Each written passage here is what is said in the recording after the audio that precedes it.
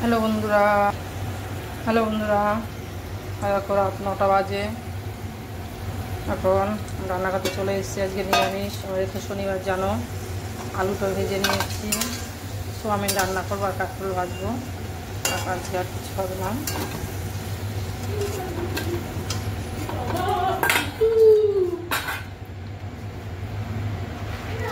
আলুটা ভেজে নিয়েছি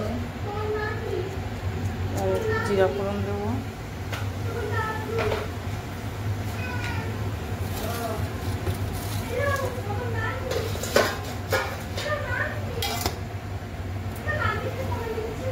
জিরাটা একটু হয়ে নিই, লাল লাল হয়ে যাক।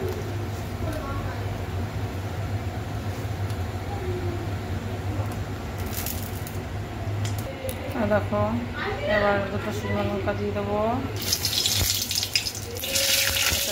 দুটো দারচিনি এলাচ দিয়ে দিলাম।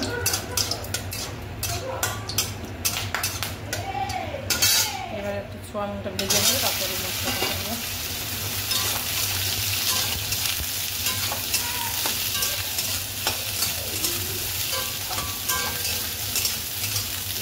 সোয়াবিনটা একটু ভেজে লাল লাল করে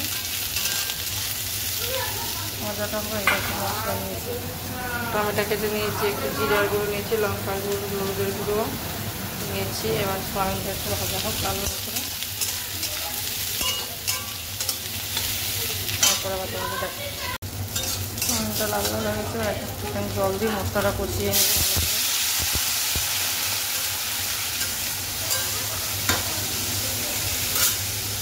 এক করে সব মশলাগুলো দিয়ে দিই।